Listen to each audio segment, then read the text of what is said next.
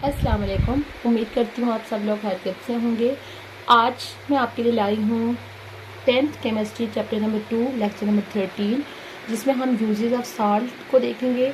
इसमें हम one by one different salt, उनके केमिकल फार्मूला और साथ में उनका यूज़ देखेंगे कि हम उनको कमर्शियल लेवल पे या अपनी डेली लाइफ में कहाँ कहाँ पे यूज़ करते हैं। सबसे पहला साल्ट है अमोनियम सल्फेट। साल्ट का नाम है अमोनियम सल्फेट। तो अगर हम इसका केमिकल फार्मूला देखें, इस साल्ट का केमिकल फार्मूला होता है NH4 ट्वाइस SO4। इसका अगर हम यूज़ देखें तो ये कहाँ पे यूज़ होगा? फर्टिलाइज़र में। फर्टिलाइज़र क्या होता है? ये खाद जो होती है जो कि किसी भी ज़मीन की जरखेज़ी को इम्प्रूव करने के लिए यूज़ की जाती हैं। जैसे कि अक्सर आप टीवी पे ऐड देखते होंगे, यूरिया फर्टिलाइज़र, ठीक है, इस तरह की चीज़ों में ये यूज़ होता है अमोनियम सल्फेट। उसके बाद नेक्स्ट हमारे पास आ जाए barium sulphate. Barium sulphate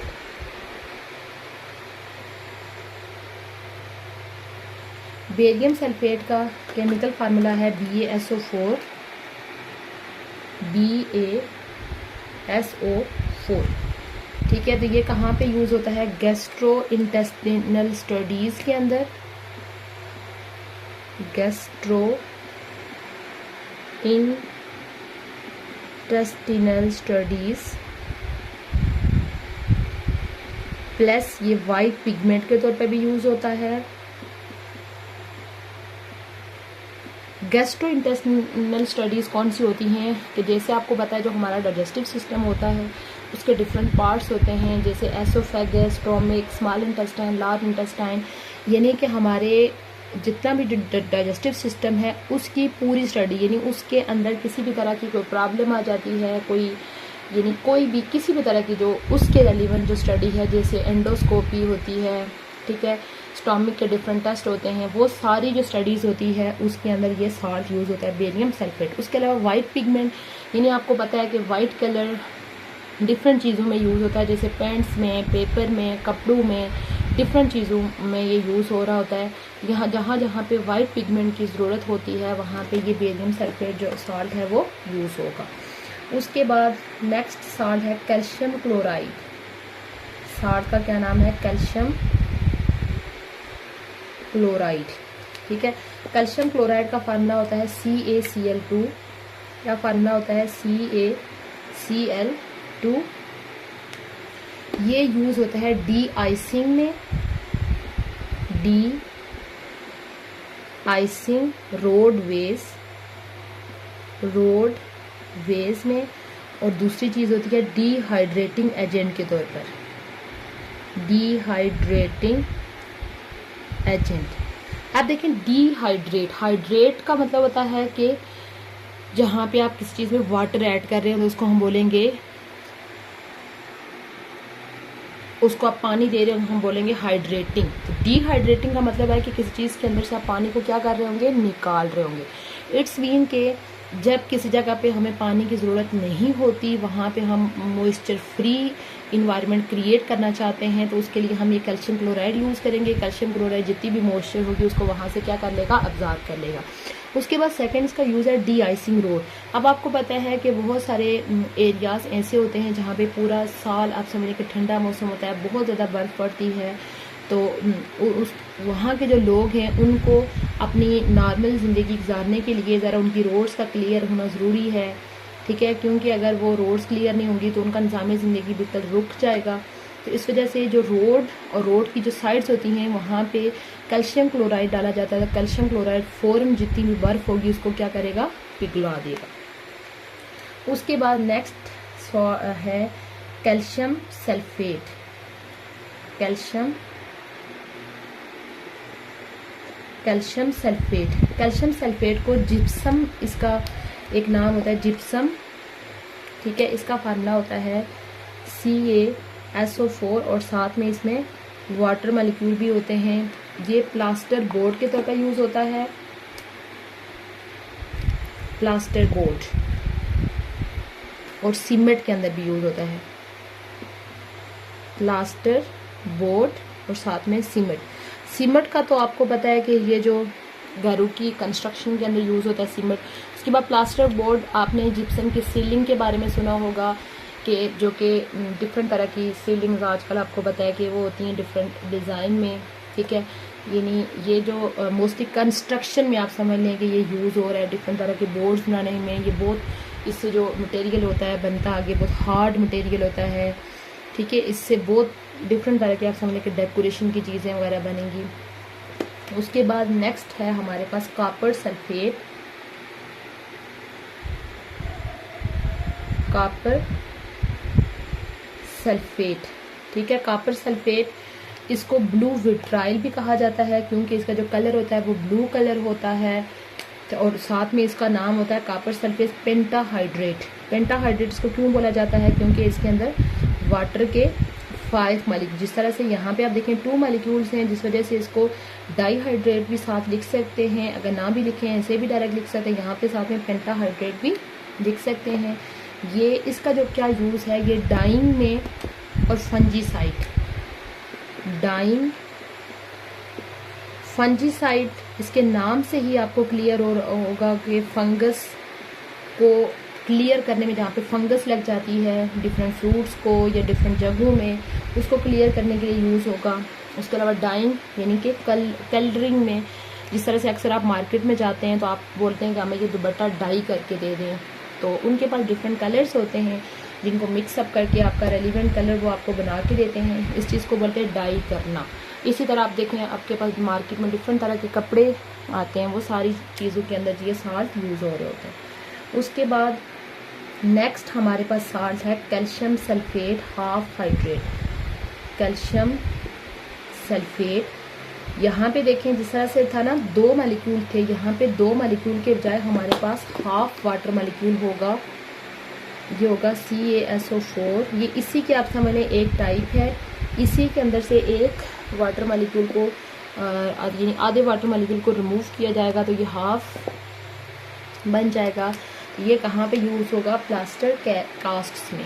plaster cast mean के अक्सर आपने देखा होगा कि जब किसी की इंजरी हो जाती है, यानी किसी की टांग की, बाजू की या किसी तरह की कोई हड्डी टूट जाती है, उसके बाहर अक्सर आपको एक हार्ड सा प्लास्टर नज़र आ रहा होगा जो कि उसको टच करें तो सीमेंट की तरह सख्त होता है। वो बेसिकली यही कैल्शियम सल्फेट होता है जिसको पानी में डिप करके उसके बाहर लगाया जाता है तो वो एकदम से इतना हार्ड हो जाता है। उसके बाद नेक्स्ट जो है हमारे पास साल्ट है पोटाशियम क्लोराइड। पोटाशियम क्लोराइड, इसका फार्मूला होता है KCl। इसका क्या फार्मूला होगा? KCl। ये हमारे पास इसका यूज़ होगा sodium free salt substitute.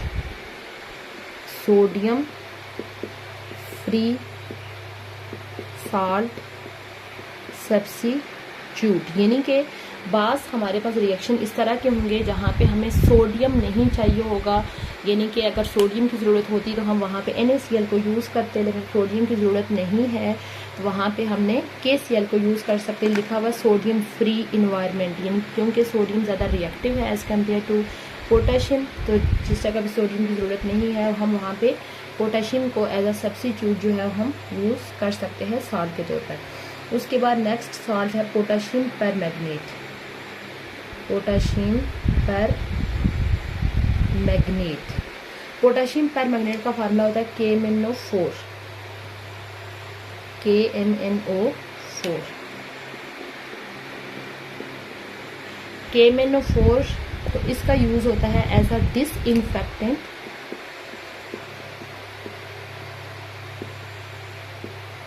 And fungicide. Disinfectant and fungicide, वही कि ये फंगस को किल करने में यूज़ होता है। और उसके बाद दूसरा डिसइंफेक्टेंट के एक यानी कि बहुत सारी जगहों में आपको बताया कि बाज़ औक़ात हमारे पास ये छोटे मोटे कीड़े मकोड़े, काकरोच और इस तरह की चीज़ें वाशरूम में या किसी पुरानी जगह पे या कोई भी जहाँ पे गंद वगैरह हो जाए तो ये आ जाते हैं। तो उन जगहों पे उन जरासीम्स को किल करने के लिए जो है वो हमारे पास KMnO4 यूज़ होगा। इस चीज़ को बोलते हैं डिसइंफेक्टेंट के तौर पर। उसके बाद नेक्स्ट हमारे पास साल्ट है सिल्वर ब्रोमाइड, जिसका फार्मूला होता है AgBr। AgBr ये कहाँ पे यूज़ होगा? फोटोग्राफिक इमेलियंस में, फोटोग्राफिक इमेलियंस यानी कि फ़ोटोग्राफी के अंदर, वीडियोग्राफी के अंदर डिफरेंट तरह का आप समझ लें कि फ़ोटो को प्रिंट करने के लिए लिक्विड सी लेयर होगी, ठीक है, वो सारी उस तरह की जो चीज़ें होंगी उनके अंदर ये सिल्वर ब्रोमाइड जो है वो यूज़ होगा। उसके बाद नेक्स्ट साल्ट है सोडियम बाइकार्बोनेट, या इसका दूसरा नाम होता है सोडियम हाइड्रोजन कार्बोनेट। इसका फार्मूला होता है NaHCO3।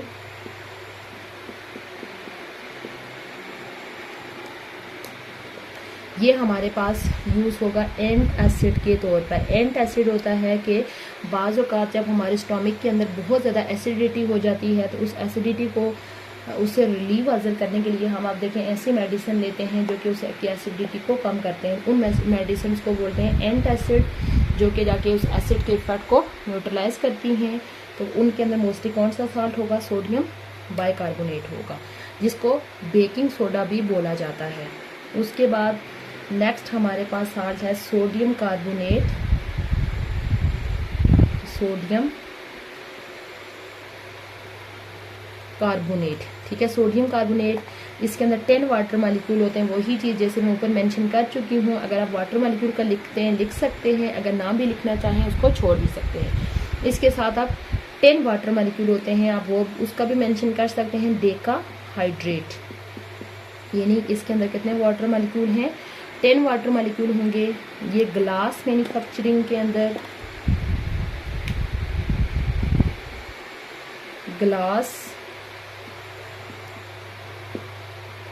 मैन्युफैक्चर और वाटर सॉफ्टनर के तौर पर भी यूज़ होता है। वाटर सॉफ्टनर, ग्लास मैन्युफैक्चर आपको पता है, ग्लास जो कि डिफरेंट चीज़ों में यूज़ होता है। गाड़ियों के अंदर ग्लास यूज़ होते हैं, हमारे घर के अंदर डिफरेंट विंडोज़ में, उसके बाद डोर में, डिफरेंट जगहों पे ये यूज़ हो रहे थे उनकी मैन्युफैक्चरिंग में।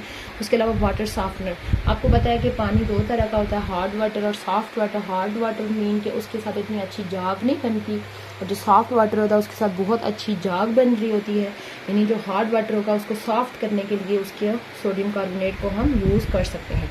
उसके बाद नेक्स्ट इस साल्ट के बारे में तो आप सबको पता होगा, सोडियम क्लोराइड, जिसको टेबल साल्ट भी बोला जाता है, जो कि हम अपने घरों के अंदर मोस्टली ये जो साल्ट यूज़ करते हैं, ठीक है, जो हम अपने खाने पीने में यूज़ करते हैं, वो हमारे पास होता है NaCl, ठीक है। NaCl के बहुत यूज़ होते हैं। इससे क्लोरीन गैस प्रिपेयर की जा सकती है, इससे डिफरेंट तरह की बेसिस प्रिपेयर की जाती हैं।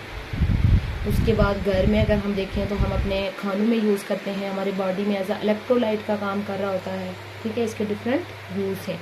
उसके बाद लास्ट वन साल्ट है sodium thiosulphate, sodium thiosulphate, sodium thiosulphate, जिसका फार्मूला होता है Na2S2 Na2S2O3। उसके अलावा इसका काम है फिक्सिंग एजेंट के तौर पर इन फोटोग्राफी।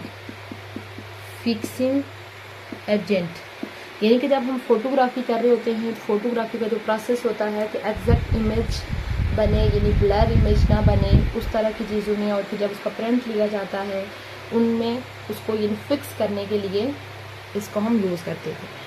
ये था हमारा आज का लेक्चर, जिसमें हमने यूजेस ऑफ साल्ट को डिटेल में डिस्कस किया।